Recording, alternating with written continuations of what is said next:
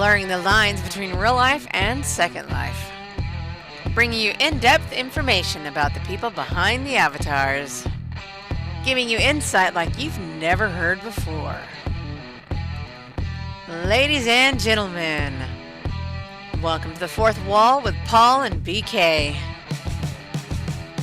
Hello everybody, I am the scumbag superstar Paul Slater. Welcome back to the Fourth Wall, and my co-host, my podcast partner BK, and his lovely partner Z. And BK, we got a big show today, BK. I'm excited about today.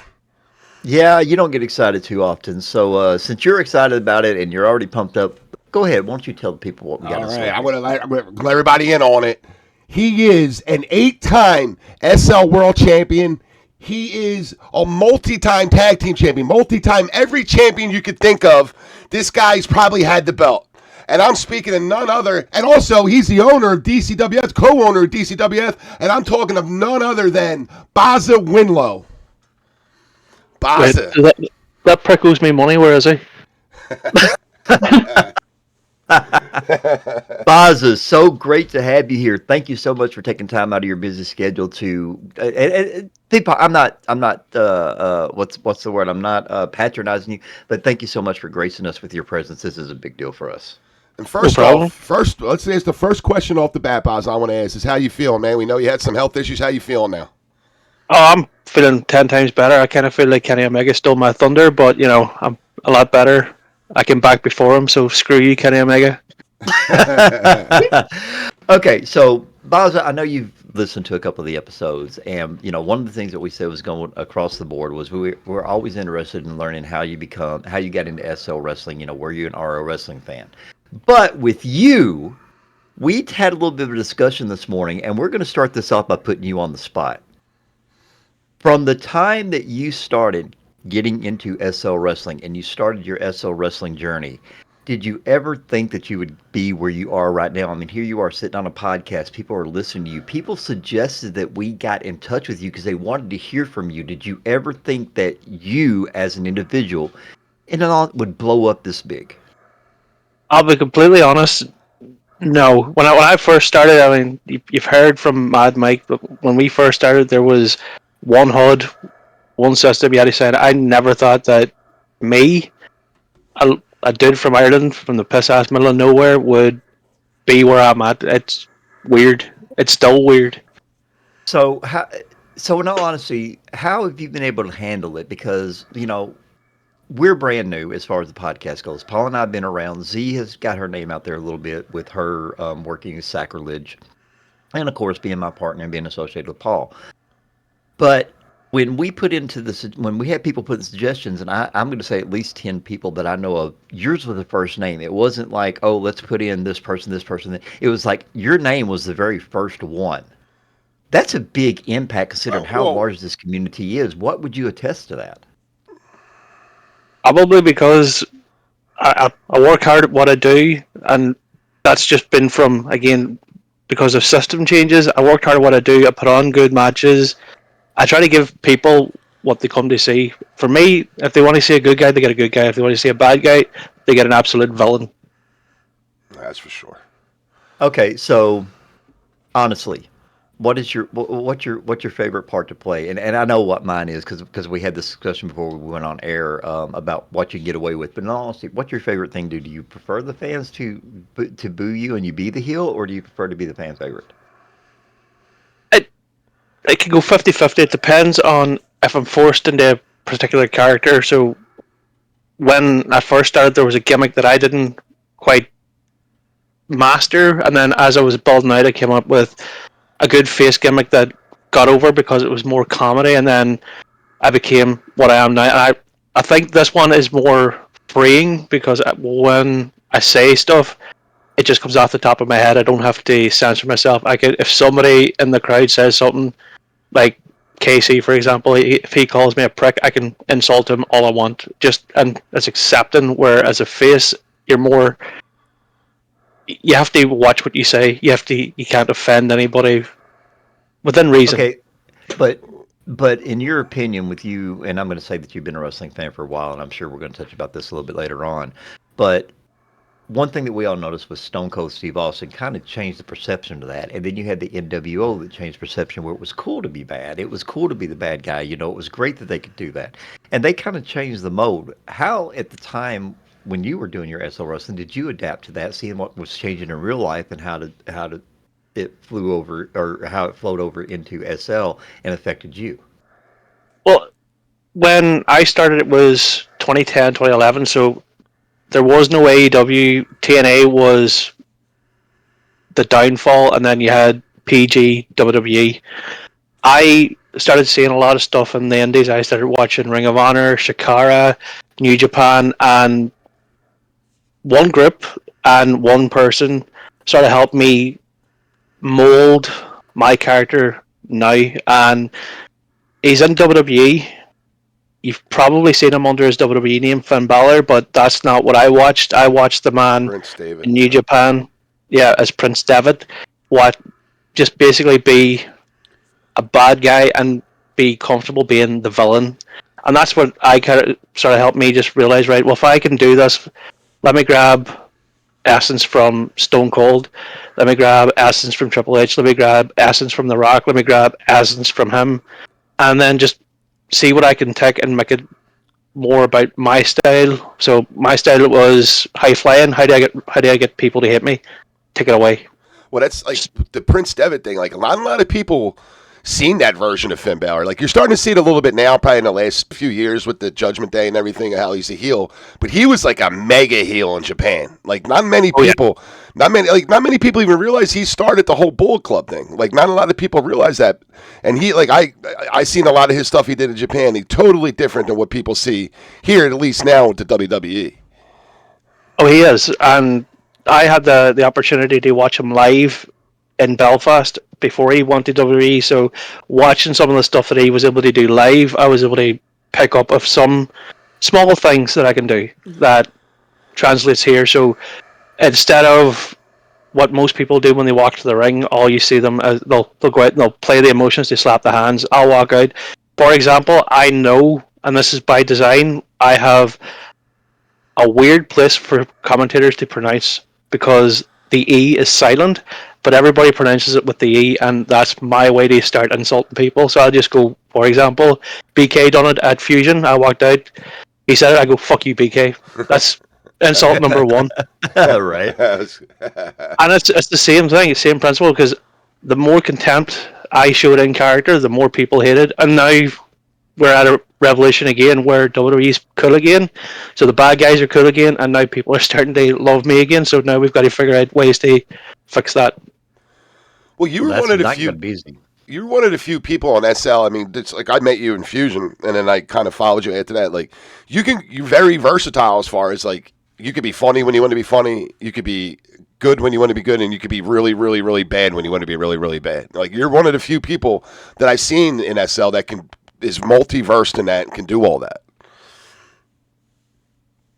I just think it's easy to find ways to cross a line but not cross a line. There's certain things that I will never cross, and they're just my own personal boundaries. Like, I'll never bring up somebody's nationality, I'll never bring up somebody's race, I'll never bring somebody who might be going through some stuff in RL. Right. What I do is if you show me stuff from your character, and I'm watching the show, so if I see somebody do something and I can think of a line for it, I'll say it. And everything I say is all against your character. It's never about you, the person. It's never about you working it. It's always about what the character has said or done. Yeah, a lot of people don't understand that sometimes, though, in this community. They always think you're attacking them personally. Okay, so you were, we were talking, you dipped a little bit, about things that, people that you took from. You mentioned The Rock, you mentioned a little bit from Stone Cold and this and that. So why don't we go ahead and just put it out there? We heard from KC being over in the UK, and we've talked to other people from that part of the world, and it seems like they're all saying the same thing about how they got introduced into wrestling, because at the time, their time that they were talking about, WWE wasn't over there. There was, basically like little smaller indie feds and things that we over here would not know about because it's so mainstream here. How did you, being the fact that you are from Ireland and you're pretty much, you're from the same part of the world as Emma is, how did you get introduced to wrestling? Well, when I first started watching wrestling, I was sort of lucky enough that we were able to get ITV, as it's called over here, in my area in Ireland. And every Saturday, it didn't have live repeats of wrestling. It was stuff from the 60s, 70s, and 80s before World of Sport closed. So that's how I started it. So watching a young Bret Hart, young William Regal, Fit Finlay was a big inspiration for me back in the day. Watching all those is what I fell in love with wrestling. Then once it got taken off air, I believe in 91, 92. I had a friend who luckily had satellite TV where there was live WWF wrestling, so I started going down to his house and watching it, and it's just been lifelong ever since. I've evolved from watching WWE through the Attitude Era to now Indies, Japan, everything wrestling I'll consume. I remember the wrestling channel back in the mid 2000s. I watched a lot out of that. So, going through there, and you said you watched, a very young Bret Hart, a very young William Regal, and then you mentioned, Fit Finlay, or excuse me, not Fin, Fit Finlay. I'm sure you know who he was, and and some of the other ones.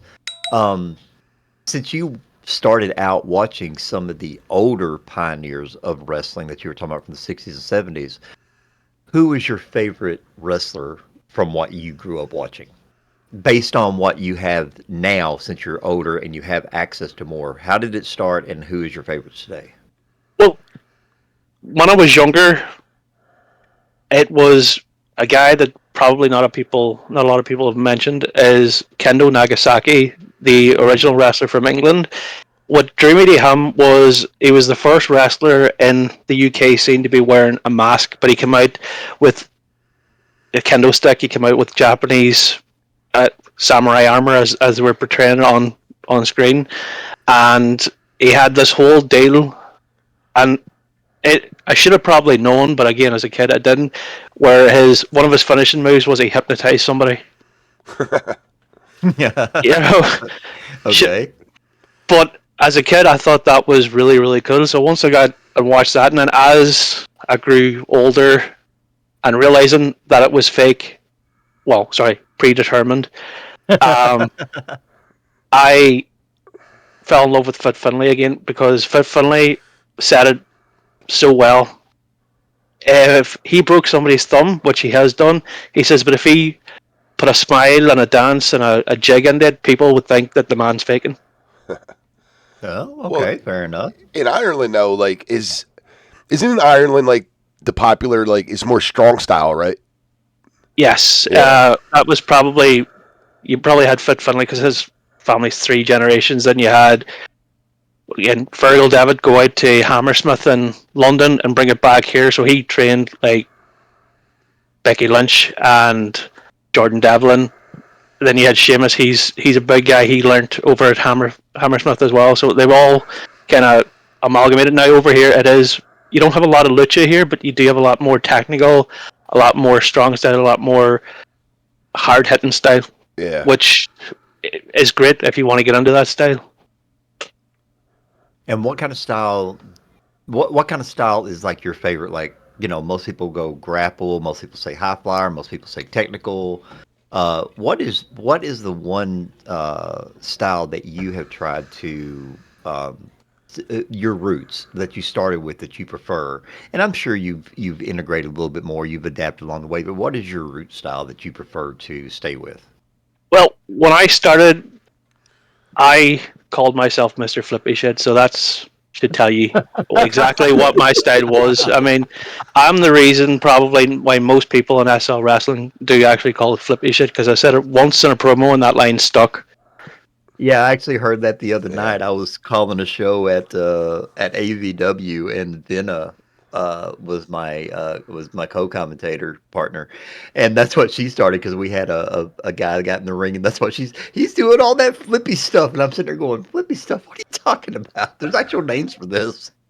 Oh yeah, no, it started once. I'll give you the idea. So I was in a former stable with Mythal Wojcik, another guy called Jericho Scarbridge. We were basically SL's version of DX. We were pranksters.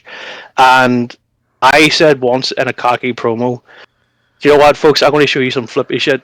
Instead of high flying, just some flippy shit. Just a quick throwaway line, and then it's stuck ever since. Sometimes it's things you say that stick, and like you said, things that somebody will remember forever. And then there's things like, no, this is actually the point of. Well, I don't remember that part. Yeah, it seems like always the dumb stuff sticks. Like when you just say it because you think it's dumb and you throw it away, and then next thing you know, everybody's saying it. Absolutely. All right, Bazza. So let's do this. You were talking about your older wrestlers and who you watch. Put you on the spot right here. Give me your top 5 real life wrestlers that you like, and then give me your top 5 SL wrestlers that you like to watch. Kenny Omega, Daniel Bryan, the Rainmaker before he went to AEW. He had some great matches. Shinsuke and Prince Devitt. Oh, okay. Well, that's a list. That I mean, they all have similar styles though. Like it's like more like strong style, quick, fast paced styles. Oh yeah, and SL. Mythal was always great watching. I still enjoy watching him because when I was coming up, he was somebody that I learned from.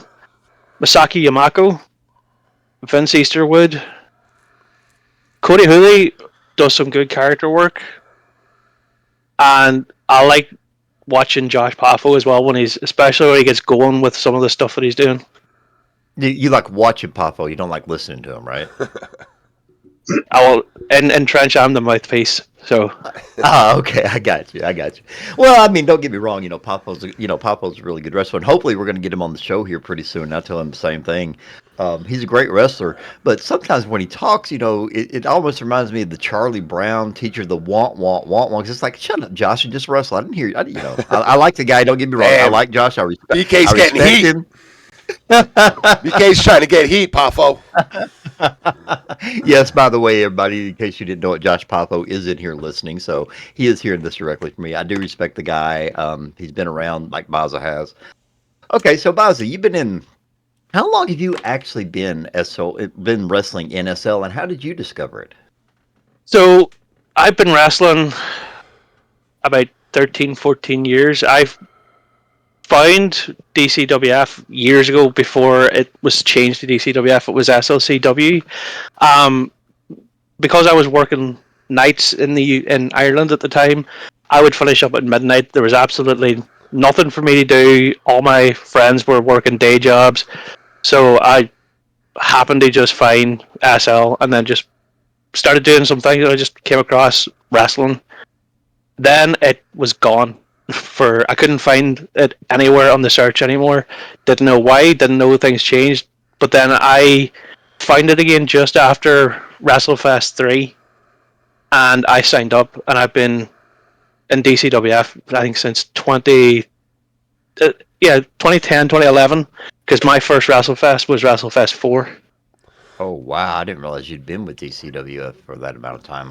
I mean, I know you'd been in other feds, but I didn't realize you'd been with them from the beginning. Oh yeah, that's the home fed. So if I could always do something to help them out, I would have. So it's been a long time. WrestleFest 4, yeah.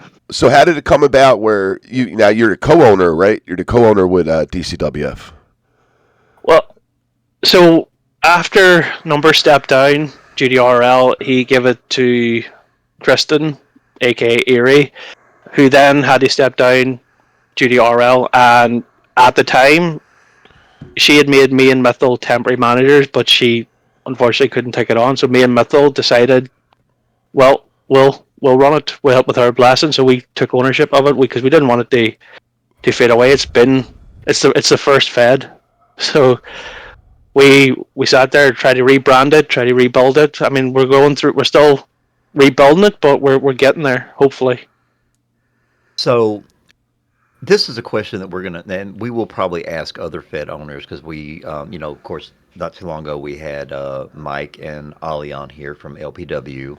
We do have Vince Aftermath scheduled eventually. Well, since they scheduled, we're going to try to get him on here.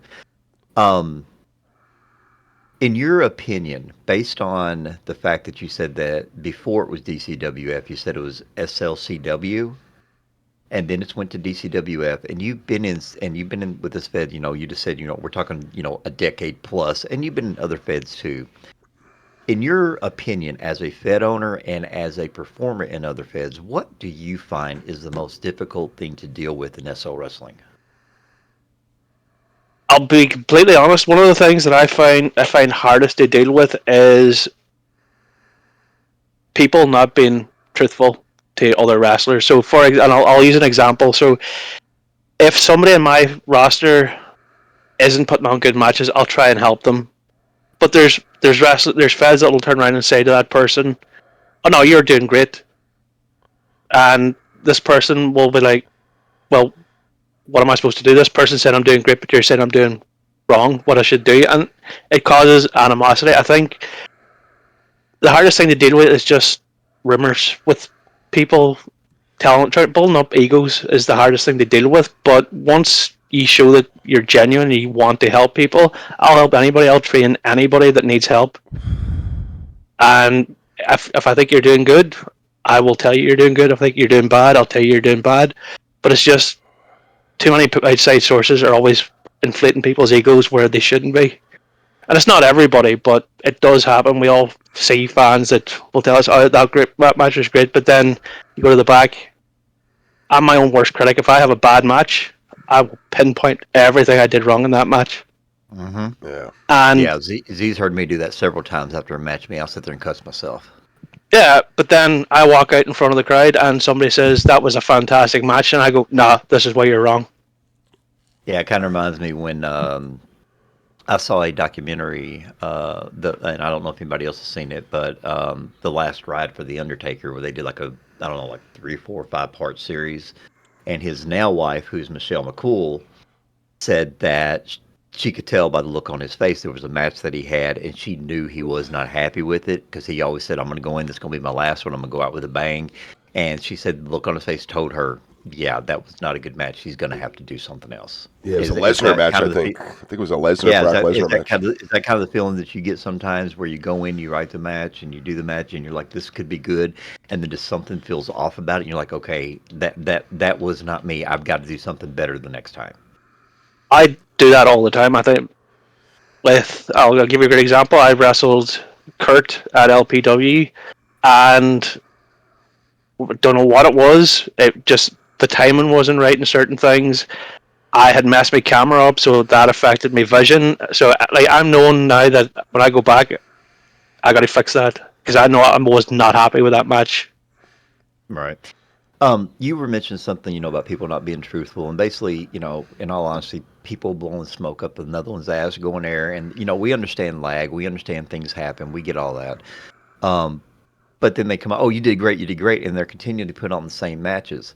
Is it do you think it's the fact that people are afraid to just be honest, like you said before, or is it the fact that the people they're trying to help and I'm saying this because it's very apparent a lot of times, and I'm not pinpointing anybody, this is just things that I've run across in the years, but do you think that as wrestling progresses, and why not, you think maybe it's more not the fact that people want to be truthful, it's the fact that the person that they're going to, their skin may be so thin that if they get any kind of criticism or any kind of help, they'll just be like, "Screw this is not what I signed up for, and I'm going to quit." And you think that's maybe one of the reasons why they don't give them honest opinions?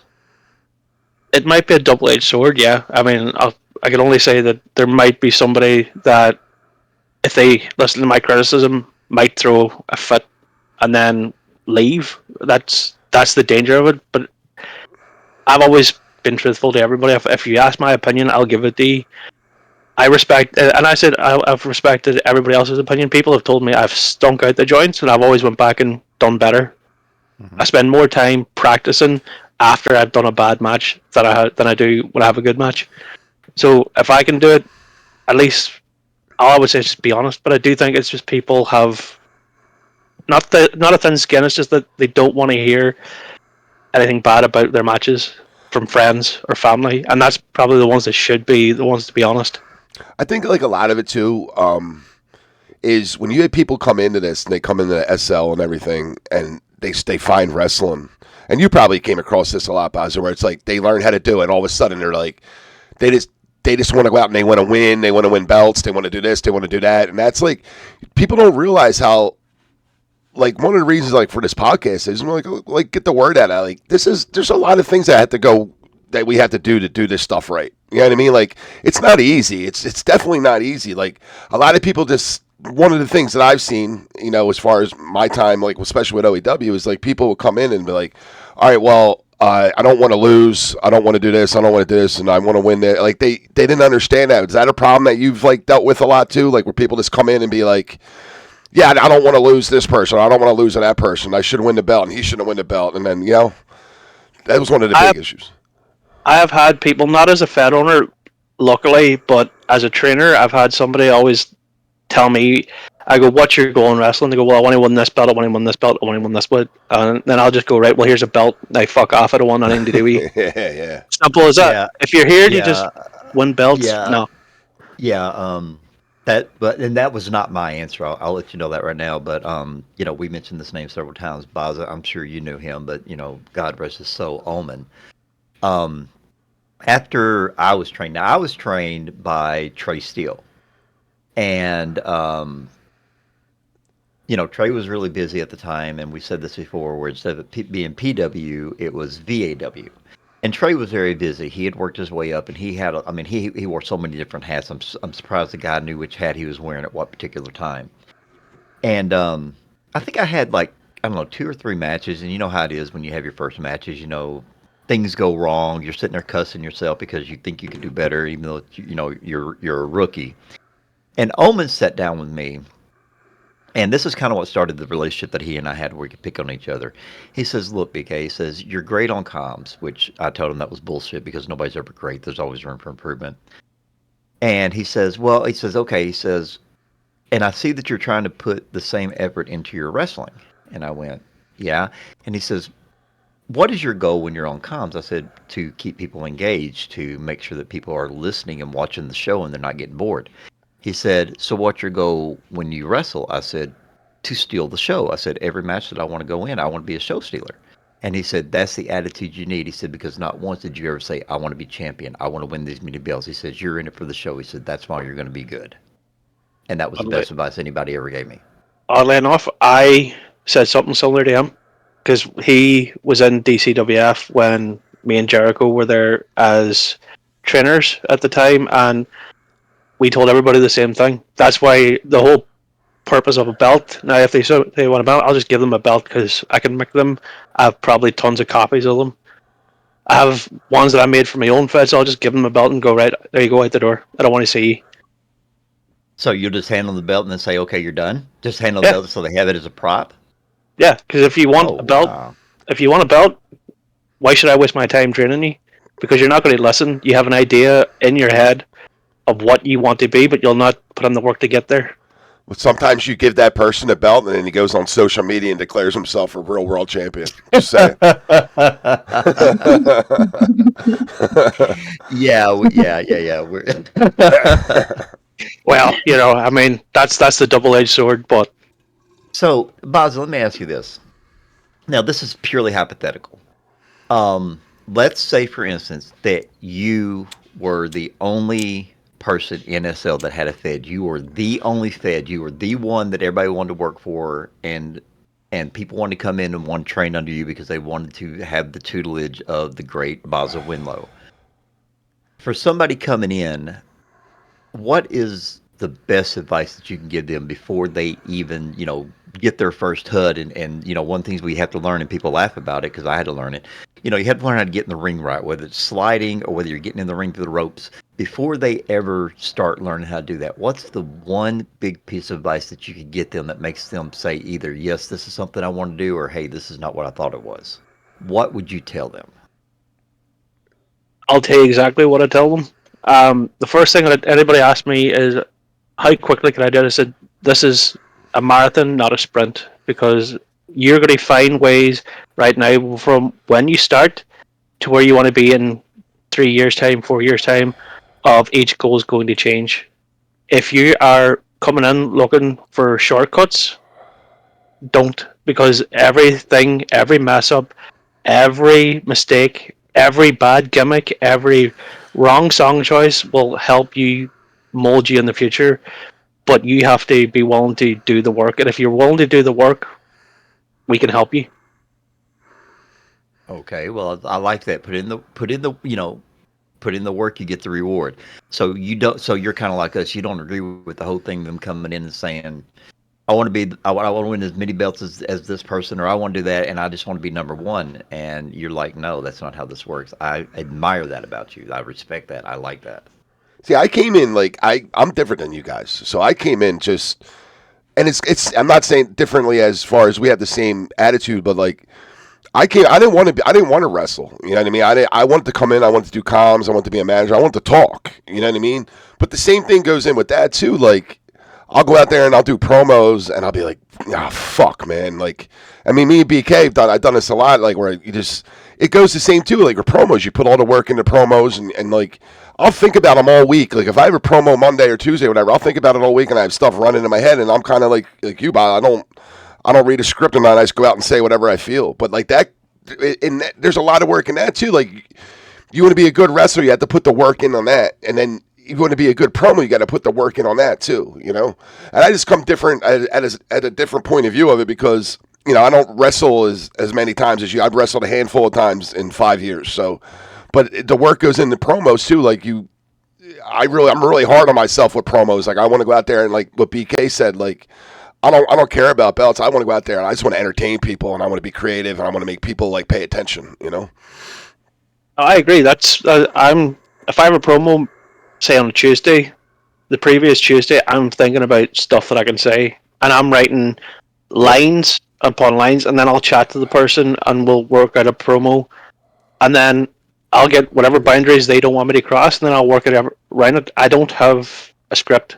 I'm somebody that can't work off a script. I can mentally, if I have notes, I'll work off of those. That's about it. Yeah, that's like I have bullet points. Like I know where the story's got to go, and then I start working things off, and I go on my phone, and every now and then I write a line, and I got to say this doesn't work. And yeah, there's a lot of preparation that goes in everything as far as like promos, working in the ring and setting up your matches. Make sure because there's a lot of times where like I've been to shows and.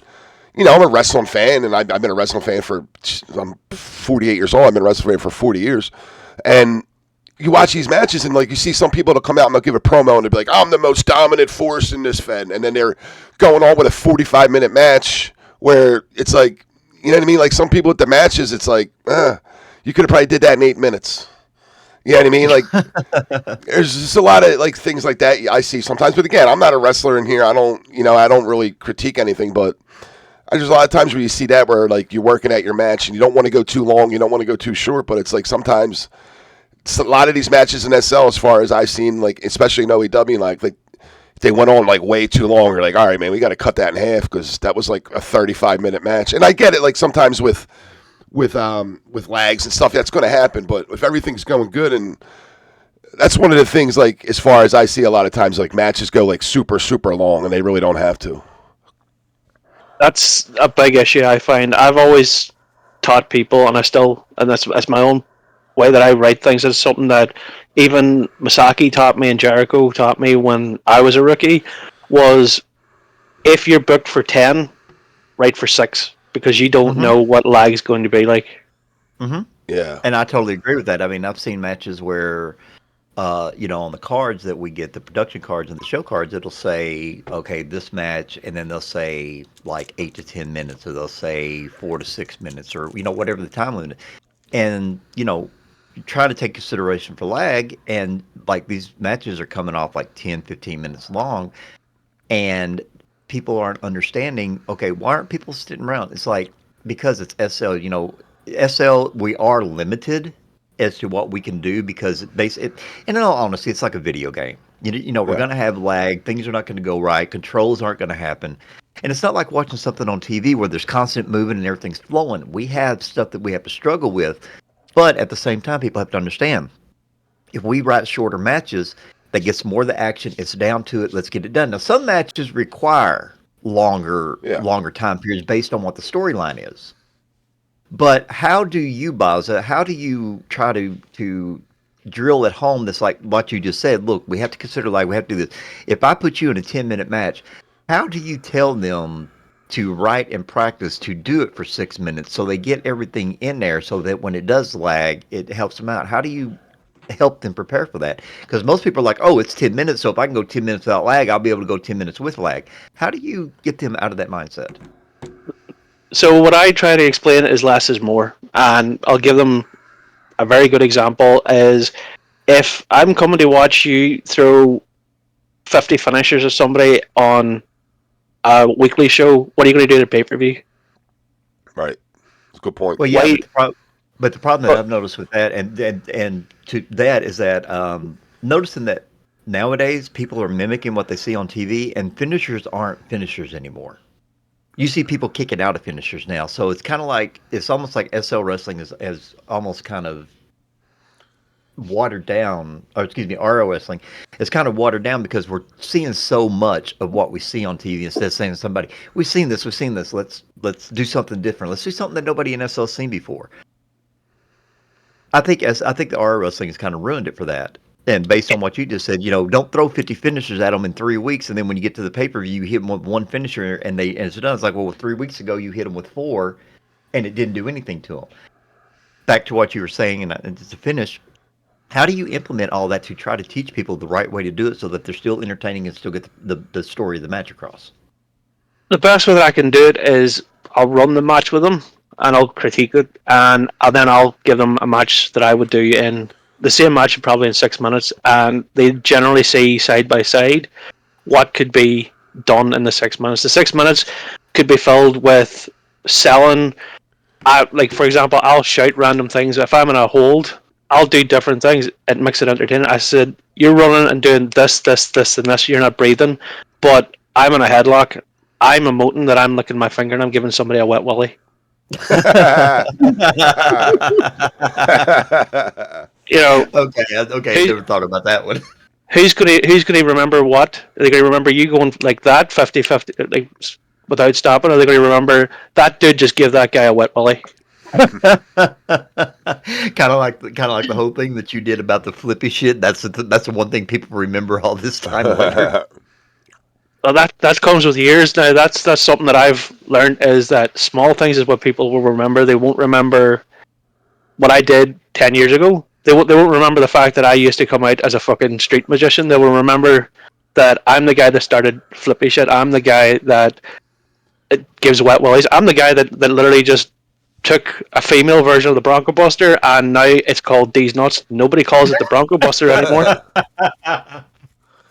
They remember. They have memories. It's small meaningful things that create memories, and that's what we as performers want. We want them to remember small things. We don't want. They're never going to. If you don't slow down, you're going to miss some of the good stuff that you can do. Well, that was like with Paul. Paul has cut some great promos over his career. Some of them with me, some of them with somebody else. But out of all the things that we did, the one thing that always stands out to me in Paul's promos. No. Actually, it wasn't the 30 seconds. That is not what stood out. No, the part that stood out was you were we were in OEW, and you were in a promo with, oh my God, who was that you were with? I don't remember who it was with now. It was towards the end, but you said, I don't rage quit. I just leave when things don't go my way. Yeah, Tiesa. Yeah. No, she said, why are you're a scumbag. I said, I am a scumbag because if things don't go my way, I quit. Because everybody was saying I was a rage quitter. Yeah, exactly. It was rage quit. I don't rage quit. I just leave when things don't go my way, and I died laughing over that. So yeah, some little things like that. Yeah. All right, really quickly, we're going to take a really quick sponsor break here. Arian's Domain is a family-friendly SL themed server for friends, family, and the SL wrestling community members. We have all sorts of channels and categories that may pique your interest, and we're currently tied to several other feds in the SL community, whether Rain works there or not. Please support our SL family the best way that you can. If you wish to become a member, join us and feel free to ask herself or Chrissy, and they will get back to you with all the information. Welcome. The door is always open, and you can find, if you look at the episode that we just released of her, there's actually a link to the Discord server in there. We have LPW, Limitless Pro Wrestling, 12 p.m. on Sundays, but actually it might change because they said they may go to 1 p.m. on Sundays, so make sure you are paying attention for that. And of course, Freebird Wrestling, who has Attitudes on Monday at 1 p.m. SLT, AVW Wednesday at 4 p.m. SLT, Overload on Thursdays at 1 p.m. SLT, Unplugged Saturdays at 1 p.m. SLT, and Rise on Sundays at 2 p.m. SLT. It's a lot of All right. Yeah, it is. That's a lot of wrestling. So we never get bored in SL, right? Not if you're a wrestling fan. Yeah. So Bazza, I'm gonna leave the DCWF out there because you always have to say the Fed you own is in all the is your favorite one because you don't own it if you don't like it. Let's be perfectly honest. But in all your years, what one Fed have you been associated with that is no longer around that you wish still was? Hawks. Okay, you're gonna explain that one because I've never heard of that one. Hawks was. Oh, I'm sorry, Hawks. HAWX, right? Yeah, it was the first female Fed and all female Fed in wrestling. I'm quite proud that I was actually probably the first male match at a Hawks show as a pre-show match. It was me versus again Jericho Scarbridge. We were the Flying Elvises. We done a match. We done a match on the pre-show. Flying Elvises. The Flying Elvises, yeah. we dressed up in the Elvis jumpsuits. We had the jump. They had this was all pre-mesh, so we had the old prim Elvis hair. We came out with Elvis songs, and then we done a street fight, and we ended up on top of the rafters going through. I think we went through a scaffold. So that was a pre-show match. I'm sorry, you're saying the Flying Elvises. The only thing I could think of was that Nicolas Cage movie where he had to jump out of the airplane, the him and the woman from Sex and the City and all that, and there was something in Vegas, and he ended up jumping out of an airplane with a bunch of skydiving Elvises. Leaving Las Vegas. Yeah, that's what it reminds me of, the Flying Elvises. That's great. Whose idea was that? That was Vendetta actually asked us would we do a match there, and then me and Jericho, being Elvis's fans, just thought it would be hilarious to do it. So that is great. It really is. Okay, so you were the first ever, even though it was a dark match. You were the first. Were you the only, or you were just the first male match at an all women's wrestling Fed? We were for that Fed. I think we were the first. Before that, they were very strict about that. But there was more afterwards. I do remember these, but they were never part of the main show. They were always pre-show matches, and the following year there was a tag team match again, the Flying Elvises versus the Jacksons, and that was Benja, Nirvana, and Drewski Hawksley as the Jacksons. Wait, Drew. Oh, see, we got Drew scheduled to come on to the show too. Oh, yeah. Now you gave us something. Oh, you got something to give him shit about. Oh yeah, you asked them about the Afro Mankini. That's where that started. So let me ask you, Bazza, in all of SL wrestling, right now, who's somebody you never went up against, that maybe even a few people that you've never went up against that you'd like to face sometime in the future or eventually? In a one-on-one match, I think one of the few people that I actually haven't wrestled is actually Morgan Jones at VWE. I've teamed with them once, but I've never faced him one-on-one, and I think both of us being high flyers, we could come up with some really, really good match. I think Emma is somebody that I haven't faced, but again, the good thing is I can do intergender matches because I do have a flippy shit belt that I made for charity shows. So. Well, just to let you know, I actually reached out to Morgan Jones about becoming a guest on the show.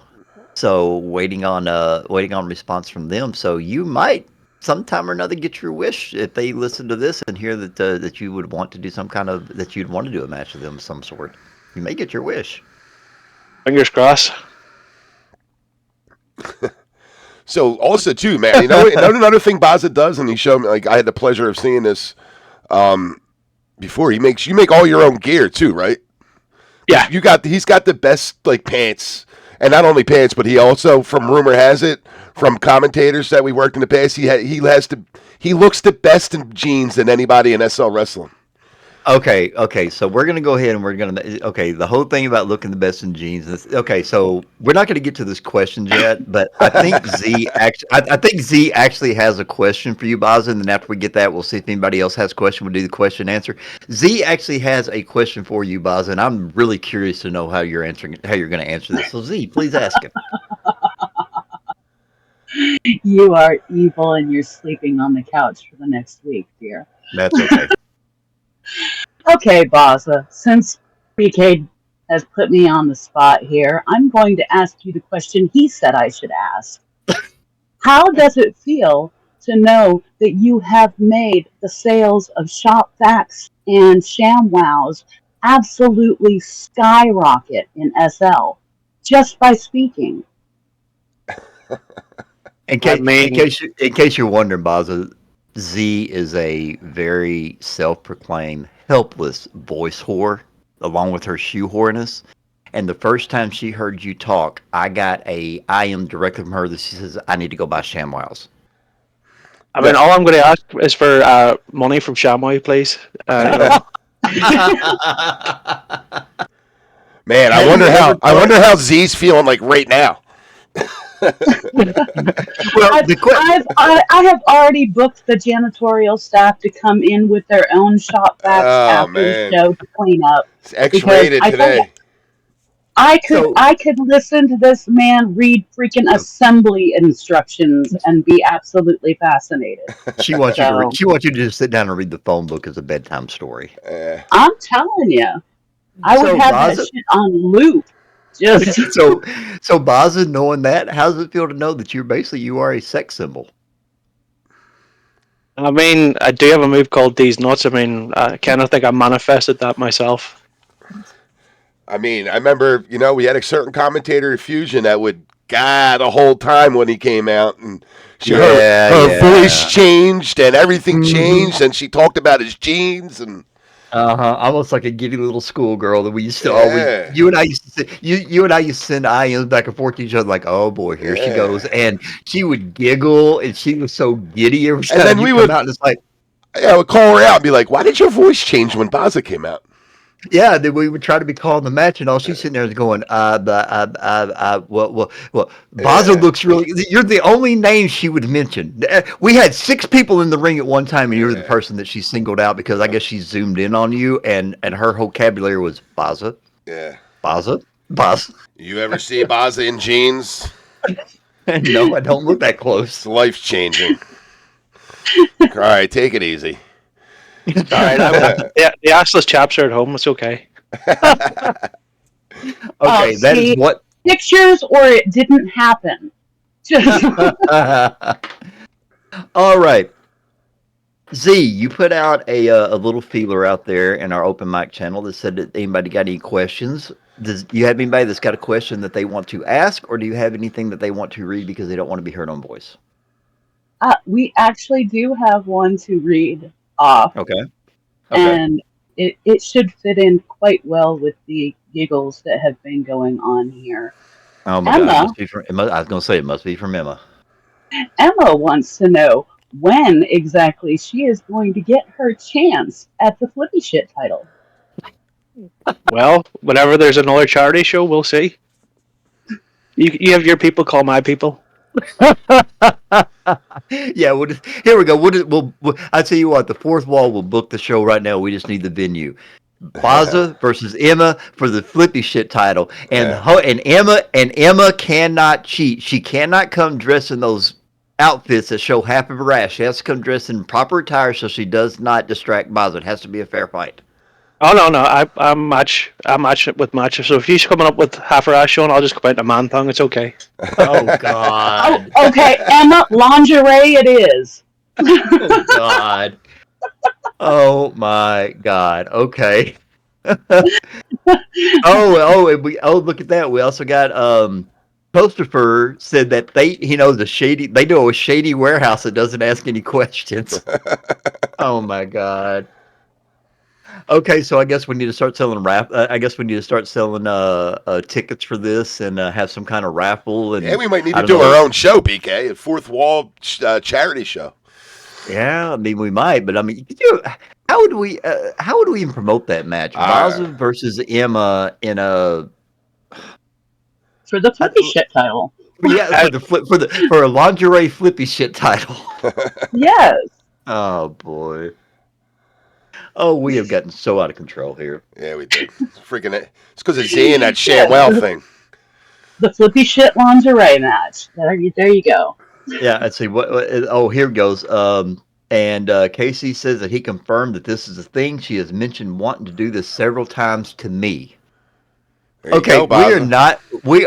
Hold on. We are not. We are not booking. We are not selling tickets to any kind of funky threesome thing going. That is personal business. We're talking about wrestling. Oh, he said hopefully Emma, not Bazza.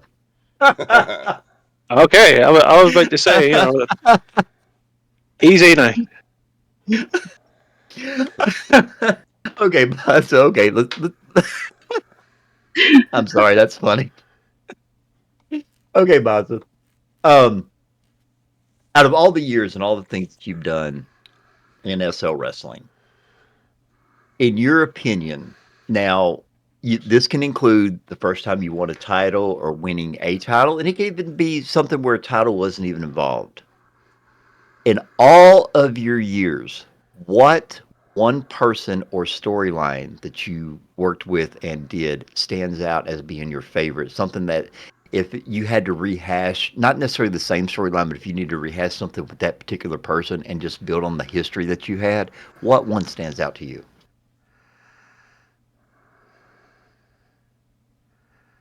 I have done.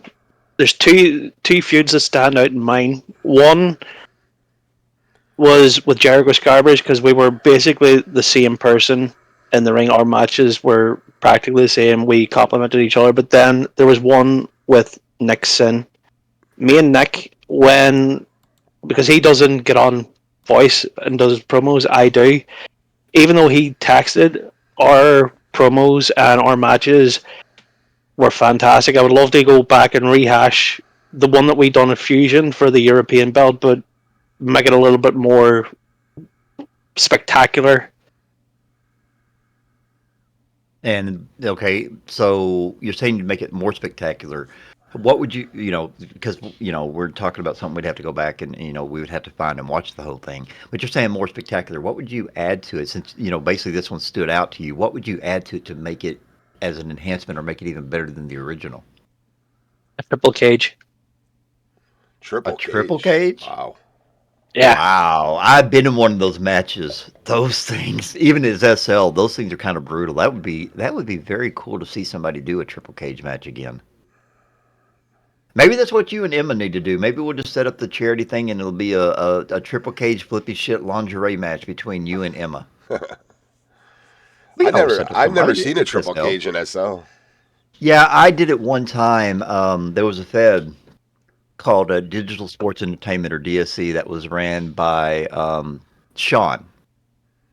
And he was one of those that he didn't like to think too much outside the box. He kind of likes, hey, I see this on TV, let's bring it to SL. So he was the one that came up with the idea. He was the owner, and basically he wanted to be Vince McMahon, and he wanted me to play the part of Stone Cold, even though it was me. And our last match come out after that horrendous Ready to Rumble movie came out. And he came up with the whole idea about, let's do this triple cage match, and we'll do this, and we'll do that. And, we'll do like they did in WWE when they did the whole where, Austin got to run the company for the day, and then they had the ownership, quote unquote, contract in that ladder match. He pretty much wanted to do that, but he wanted to do it where it was a triple cage, went all the way to the top, and then and then we still had to use a ladder to get up there because the smaller cage was still too tall just to reach up there. And I ended up taking a tumble through. Basically, I did the Mick Foley, not the off the cage, but the through the cage, and I went through 3 cages. Wow. So I've done that. Yeah, I'm gonna have to top that now.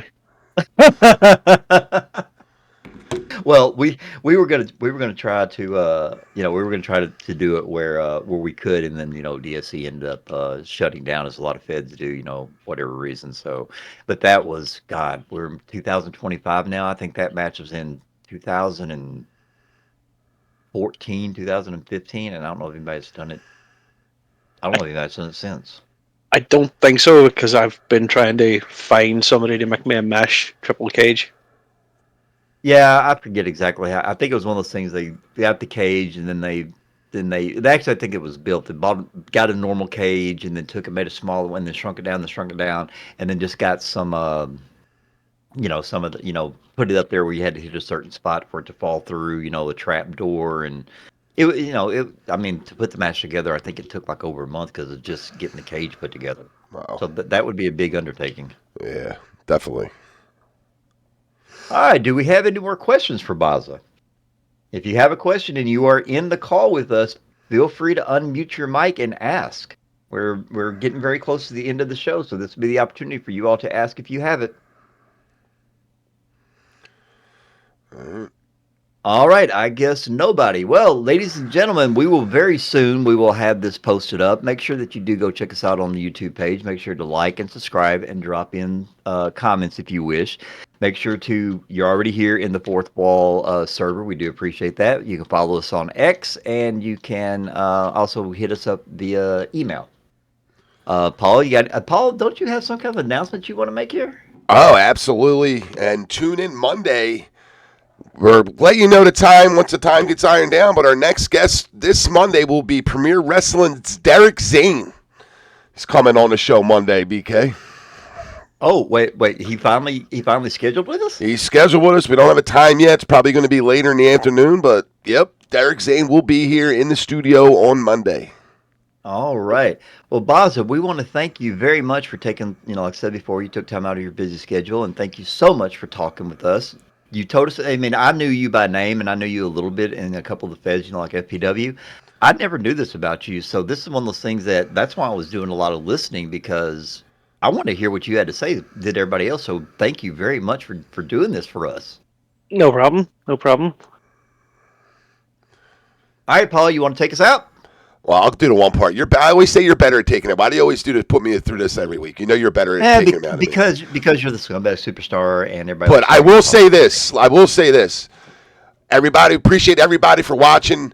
If you're watching our show, please subscribe. You want to get to 50 subscribers. 50 subscribers is easy feat to get to. Once we hit 50 subscribers.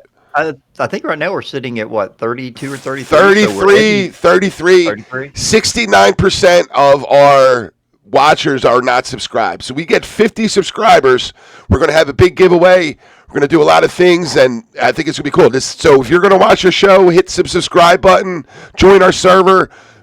Whatever you got to do. We want to get to 50 right now is our goal. Right now we're 15 away. We need 15 more people, BK, and we can start a giveaway. All right. Well, what do we plan on giving away? Are we going to give away? Well, we got to get to 50 first. Let's not spoil a surprise. We'll get to 50. Oh, I think one of the prizes that we need to do is we need to raffle off or give away that Pepto-Bismol suit. That my suit. Yeah, I'll put that. Yeah, up. your Pepto. We should put that up in here somewhere. I only wore it once. Yeah, we could figure out something to do. All right, ladies and gentlemen, once again, thank you all. Paul just made a very big announcement of who our next guest is going to be, so you all are in the server. You can ask questions if you want. He's actually in the server as well. But right now, this is all about Bazza, so make sure everybody to show Bazza the appreciation for him taking time to talk to us and to give us insight into somebody that a lot of us didn't know much about, me being included. And, of course, now we have to get the janitorial service in here because I think Z had to excuse herself. Z's going to be having dreams about Bazza all weekend now. Yeah, she's going to be talking to me, and she's going to be like, oh, Bazza. I'm like, it's BK. She's gonna be doesn't matter. Starts with a B. BK, start talking with your Irish accent. I'm dreaming of Bazza and lingerie. Oh, my God. Oh, see what Emma started. I like to provide, you know what I mean? That's all I do. Well, I mean, it's entertaining. There's no question about that. So, just saying. All right, ladies and gentlemen, thank you all very much. Please tune in and pay attention. We will be making announcements as you all see that we let you know what's going on. Once again, Bazza, thank you very much for this. No problem. All right, ladies and gentlemen, that is the end of it. We will see you all very soon, and thank you all once again for listening and putting up with us.